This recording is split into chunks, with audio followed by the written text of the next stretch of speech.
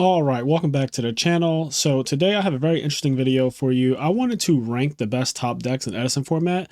This all came about honestly because of one card in particular that has been really powerful all of 2023, but especially off the top I've noticed because I also played the card in triplicate and a lot of people are having a lot of success with it. So we can just kick things off with what I think is currently the best top deck in the entire format, and that is Miracle Fusion. So I think Miracle Fusion is an absolutely absurd card because of Absolute Zero, of course. There are so many situations where you and your opponent are in a tight game and it seems like it's going back and forth, and then a Miracle Fusion comes down and it just flips the game on its head. It gives you so much advantage, but it's also scary how good it is when you're playing from behind. Like, it doesn't make sense that you could be losing pretty badly and then a Miracle Fusion top deck can wipe out all of your opponent's advantage. Granted, the better players will play around losing to a top deck Miracle Fusion if they can, but still it doesn't mitigate the fact that Absolute Zero coming down in the middle of a game, especially a grindy game, is a huge swing in the person who just summoned its favor. So yeah, I'm going to give the #1 spot to Miracle Fusion. I think a close second though is the card that I think is the most problematic in the format, and that is Brain Control. This card doesn't really need a lot of introduction. We all know how absurd it is to top deck Brain Control on someone. It doesn't feel good. It's very powerful. Most games come down to, oh god, if he has Brain Control here, I just lose. Like, it's crazy how many games you could actually count on your hands and say, I would have lost instantly if Brain Control came down, or I would win instantly if I drew Brain Control. And just to be clear in this video, I'm not necessarily saying that the person who drew one of these cards literally top decked it as in they have no cards at all when they drew it. I mean, like, they didn't have it in the middle of a game and they ripped it and it just kind of shattered the game and just broke the game open because they ripped a Miracle Fusion, they ripped a Brain Control, they ripped JD. So don't think of it as, oh, my opponent has actual nothing and they drew Brain Control. Of course, that is still strong, and the fact that Brain Control can literally win games with no other cards is absurd, and I think that speaks to like how powerful it is as a card. But in general, for this list, for this tier list, I'm just referring to when you're playing a game, you're going back and forth, your opponent clearly does not have a Miracle Fusion because they would have played it already, and then they rip it for a turn. It's like, damn, that just literally blew me out. So just think of every card from that perspective. An interesting one that I will put in S- is Pot of Avarice. So this card back in actual 2010 when Jeff Jones won the YCS Edison or SJC Edison, this card was absurd at the time, but Edison has changed so much over the years that in the modern iteration of it, Pot of Avarice is not that the card is bad, it's just that none of the most broken decks are really playing it, except maybe Dragon Turbo. But in that particular deck, it's not a top deck, right? Like, they never are in a situation where they're down on card advantage and they need to draw an Avarice to get back in a game. And that's kind of what this entire tier list is based on. So Avarice for that deck doesn't even play the same, and that's where it's strongest at currently. The quick draw decks are all bad. The Plant Cat decks and stuff like that, they're not S tier decks. They're good, but they're just not on the same level as like your Frogs, Hero Beat, Blackwings, Value Turbo, etc. So Pot of Avarice is more so weaker because of the decks that it's in and not necessarily because of the card itself. But I will say that the card does have a bigger drawback than some of the other more easier to resolve cards. Like, needing 5 monsters is a big deal as opposed to Miracle Fusion just needing 2 and Brain Control just needing your opponent to play the fucking game. And again, everything on this tier list is a good top deck, right? Like, these are all of the best ones in the format. So it's not like anything is bad. There's just that some things are better than others. I think a solid pick for S tier is Fossil Dyna. So there are situations that you get in where it seems like, and this is coming from a Frog player, right? But it seems like things are going well. You have a Battle Fader or a Gorz or something in your hand. You feel pretty comfortable, and then your opponent draws Fossil Dyna. And all of a sudden, whatever they already had on the field in terms of pressure becomes guaranteed damage out of nowhere. It's happened to me a lot. If you play enough Yu-Gi-Oh, it will happen to you as well. But Fossil Dyna is a nuisance. Off the top, it's so annoying to just have your opponent draw that card. And then even its secondary effect, when you set it, could be really good in certain situations. Like if you're just playing against an Absolute Zero, setting Dyna is a 1-for-1, which is sometimes the best you could ask for when you're trading with an Absolute Zero. So I think another solid S tier is Gear Frame. So Gear Frame, if you're in one of those game states that's like, you're kind of grinding, going back and forth, and then out of nowhere you draw this Stratos lookalike who puts it in for usually 4,300 off the top. Like, if you top deck a Gear Frame and it's the middle of the game or whatever, you probably have a Fortress in the grave, which means he probably searches Machina Force. You discard it, get back Fortress, and now they're taking 18 and 25 out of nowhere. And that's more than half your life. So it could be a huge tempo swing, and that's why I will put it in S tier. Next up, we have Blizzard the Far North. So this is also one of the reasons why I wanted to make this video in the first place, is because every time I've played against Blackwings and every time I've played with Blackwings, the question comes to my mind multiple times per match. What if they have Blizzard? Or what if I just rip a Blizzard right here? It's at 3. It creates the two strongest synchros in the format, which are Goyo Guardian and Briotic. Like, just making them off of one card is unhinged. And the fact that this guy doesn't even need you to actually go into those synchros, like sometimes it's just good to summon Blizzard, bring back Shura, and set Icarus attack, and that's good enough. Like, just getting that +1 to use as a free tribute fodder for Icarus attack is broken. This thing is also a tuner, it's an allure target, it's searchable by a whirlwind, it gets under bottomless trap hole. It's insane, and it doesn't require much setup either. Like, the setup is you played the game with your Blackwing deck. That is the setup. It's not really asking for much at all. I think kinda in that same vein a little bit, but not as good, would be the Bree Dragon. The Bree Dragon is also a pretty good top deck. Like, it can instantly make a Black Rose Dragon and get you back into the game. But the problem is that that's really all it does off the top. Like, rarely is the Bree Dragon ever going to be anything more than a Black Rose Dragon if it's in a complicated game state where you're grinding. Bringing back Dandelion with it is surely a strong thing, but again, if you're playing Dandelion, your deck is probably not that good. No offense, but just the reality of it. And yeah, I think that the Bree Dragon, while it does have a very similar effect to Blizzard, it's not summoning Briotic and Goyo Guardian, right? It's also not summoning a 2800 trample monster that can also be pumped for 1400 and stuff like that. So the Bree is really, really solid. Definitely a good top deck, but not on the same level as Blizzard. Okay, so Gores is an interesting one. You're probably wondering, like, why is Gores there? So tell me if you've been in a situation before. You're playing against your opponent, you've attacked them directly already, right? And they didn't drop Gores. And then you pass turn, they draw one new card, and like they do whatever. And then they pass back to you, and then you go to attack them again directly because certainly they didn't have Gores last turn, so why the fuck would they have it right now? But they just happen to have it now because they just top decked it. That can be one of the most devastating things to happen. It's actually very frustrating when it happens because you can't really play around it, or I should say you should not play around it in my opinion. Like, if your opponent took damage last turn directly and he didn't drop Gores, and the only thing that's changed, they've drawn 1 out of 28 cards or whatever. I'm not exactly about to play around Gores all of a sudden because you drew a card and passed again. Like, mathematically, it doesn't make sense. And I'm a guy that tries to play the game on a mathematical basis. So you just have to show it to me. You fucking better have it. But when that does happen, it's absurd. And that's the reason why this is one of the best top decks, because your opponent's not expecting it when you top deck it. It's kind of like, oh shit, you just took damage last turn and you didn't have it. And now all of a sudden you drew a card now and you have it. So it's really strong when it happens. Heavy Storm goes without saying. This is like S+ tier. This card wins so many games off the top. Like, a lot of situations come down to, oh, if they have the heavy, I click admit defeat immediately, right? Like, a lot of decks that play traps and stuff, there's certain game states you get put in where you have to commit everything to the field and just pray. And every time you pray and your prayers go unanswered and Heavy Storm comes off the top of the deck, you lose the game. Everyone has lost games in Yu-Gi-Oh! To Heavy Storm. Everyone has won games with Heavy Storm. So it is one of the most absurd cards. It actually changes the way the game is played too. Like, if you look at formats that do not have Heavy Storm legal, people just set 4 back row turn 1. Look at 2014 format where people are playing like Hat, Cat, Fat and all that stuff, Gear Gia, Infernity. They just get to set like infinite back row because there's no fear of Heavy Storm. So yeah, when this card is around, formats are literally shaped around the fact that it's in the format. Okay, similarly to what I said about Gores, both Mirror Force and Torrential have the same sort of effect, where you'll attack somebody or you've summoned a monster last turn. Let's say they have a back row already, and then on that turn they draw and they set a new back row. It's kind of like, yeah, you could have just drawn Mirror Force, you could have just drawn Torrential, but do I believe you though? You have 26 cards left in your deck. 1 out of 26, I'm probably going to play the odds. I'll summon my extra monster because it's game, or I'll put everything in attack and attack with it because it's game. And it's like, damn, you actually drew the Mirror Force, or you drew the Torrential, and you needed to draw that specific trap right there. So they're devastating when that happens. So that's why they're some of the best top decks in the game, because based on information previously that your opponent has been using to play around your traps, all of that gets thrown out the window when you top deck Mirror Force or Torrential. It's like, okay, I've been playing around these cards, or playing into them even, to see if you have them, trying to sniff them out, and I've basically confirmed that you do not have it, but you just set a new back row and it happens to be one of the most powerful traps in the game. So it's like, yeah, pretty annoying, pretty powerful, but yeah, that's why they're in this top list.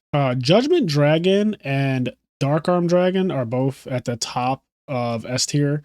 So they're absolutely unhinged, ridiculous cards, right? But I think the thing that separates them a little bit from some of the other things, or in terms of like why I wouldn't put them in S+, is simply because they do require specific setups, like 4 Light Sworns, 4 different Light Sworns. Let me be accurate here. And then Dark, I'm needing exactly 3 Darks. There are a lot of times when you draw these cards and they're dead, which is a little harder to do with some of the things in S+ tier, especially if we're talking about grindy games or middle of a game or whatever. These cards can be a little detrimental to actually draw, but when you do draw them and they are live, they're absolutely unhinged ridiculous, right? Like we know Dark Arm and JD, they can solo games. I'm not saying that they're bad at all. They're in S tier, but they're just not an S plus tier. Substitute is a bit of a weird one if you're not a Frog player. But to all my Frog players listening to this, you know why this is one of the best top decks in the format. So there are those games that are going back and forth between a Frog player and some other deck, and they seem to be on even footing. And then out of nowhere, a substitute comes down and it dupe blocks you, and you can't play the game anymore. And now the Frog player is just sitting across from you, smiling, gaining advantage every turn for just existing. So this is very different from turn 1 substitute where you do the full combo and like you dupe block somebody when they have 6 cards. It's a lot less threatening because they have all of their resources, but the mid-game substitutes are just crazy. Like when you've used the brain control or a couple Caiuses or Raikos or whatever, things that actually out the dupe block, right?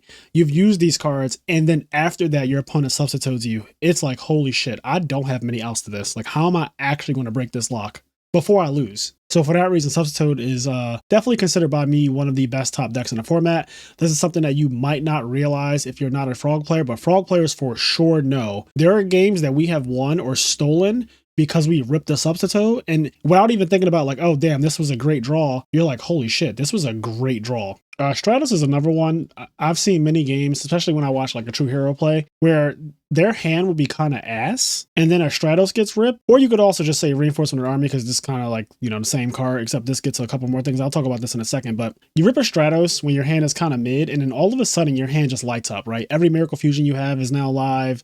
You have plenty of heroes, so you can play around DD Crow and stuff like that. He could pop back row. He's 1800, so just a lot of damage.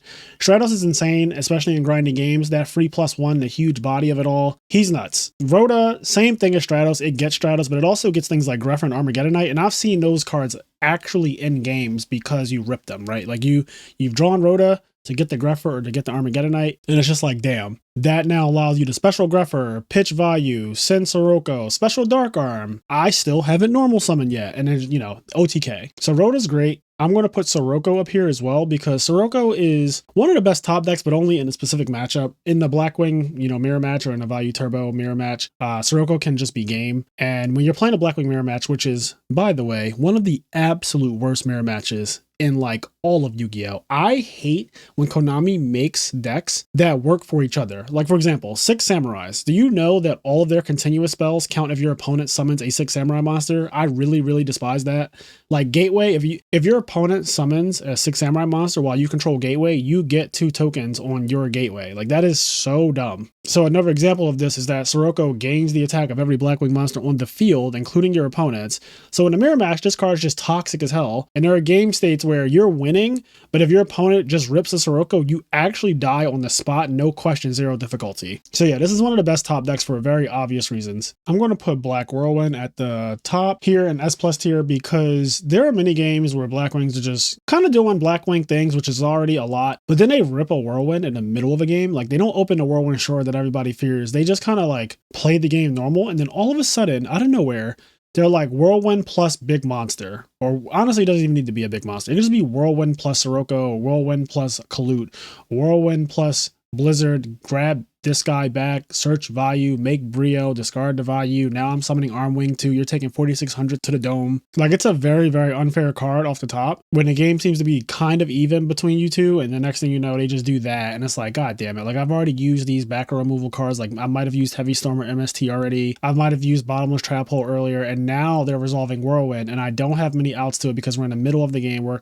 approaching the end of the game, and it's about to be the end of the game because they have Whirlwind now. Really, really obnoxious.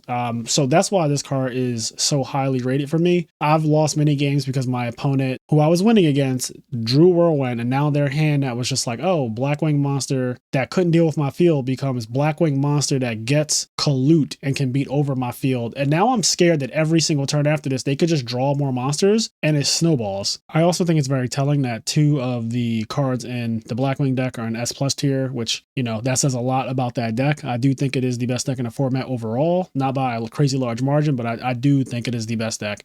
And that is because partly because of Black Whirlwind and Blizzard just being absolutely unhinged cards, especially off the top. Honest is also absurd. I would say that this is an S plus card too. Honest should be fucking banned. Like, it is gross how absurd this card is. This card, it doesn't matter what point of the game we're talking about, honestly. Like, I don't care if we're talking about turn 1, the middle of the game, the end of the game. Honest is always ridiculous. Like, the amount of damage and tempo that this card causes from simply existing is too much. Like, you are trying to come back into a game, you attack an alias and they drop honest. So alias came down on the first turn and attacked you for 19, then you try to attack over with Sirocco and they honest you, so now you took 19, and then you pass and they get to attack you again for 19. They've taken 3/4 of your life and you haven't really done anything wrong. Like, also, all of the games, to be more specific about this video where it's a top deck, it's gross when you guys are going back and forth and life points are really low, because decks that play honest tend to drop life points pretty quickly. And you're like, all right, well, if you have it, I guess I just lose. And they just look up, damaged up, honest. So you could be having the most amazing game of Yu-Gi-Oh! And then one top deck honest just ruins that shit. So yeah, really, really outrageous card. I think Future Fusion is also upper echelon for obvious reasons. Like, this is one of the best cards in the entire game, especially the version that we play with in Edison before the erratas. So, and this is really not in any particular order, except I do think that Miracle and Brain Control are like top 2. But other than that, like the rest of these, you could just shuffle them around. I don't really care. But Future Fusion is insane. Diva Hero, Dragons, Hero Beat, like, it's good in every single one of them. Obviously to different degrees, like Dragons have the most powerful Future Fusion, but you could be playing a back and forth game and then a Future Fusion gets ripped, and next thing you know, there are just dragons surrounding you. There's fucking Malicious getting banished from the grave, Diva's coming down, and now you're losing. Like, you're just losing the game. Speaking of Diva, I think Diva is actually just an insane top deck as well. Many games do come down to, does this person have the Diva? For example, when you're playing against zombies, Diva zombies, it's like, okay, they have the Goblin zombie, or they have whatever. They just book a life dead, or a Pyramid Turtle got attacked, or whatever happened, and they have the Goblin zombie. Now you're just frantically hoping there's no Diva. Same thing with Diva Hero. They have the Malicious Engrave, and they're just waiting to draw Diva to explode, because then that becomes a Stardust to protect the Absolute Zero, and then more could follow from that, because Diva can summon itself for some reason. So if they happen to have a level 4 monster on the field, then it becomes Brionic plus level 8 plus Miracle Fusion, which is typically game. Also, in Diva Hero Beat, if you just take 100 damage and you're at 7,900, right? You're at 7,900. If somebody top decks a Diva while they have a level 4 monster on the field, they go Diva, get Gilman, Synchro, the level 4 monster and the Diva, make Brionic, then play Miracle Fusion. So they have Gilman, Brio, and Absolute Zero. Gilman is raising the attack of Brionic because it's a Sea Serpent. So Gilman's 1,700, Brionic is 2,700, and Absolute Zero is 3,500, which is exactly 7,900 points of damage. So if at any point you're playing against Diva Hero Beat and you've taken 100, you should be very cautious about leaving a level 4 monster on their side of the field, because you could just die. And Caius is also up there as one of the best top decks in the format.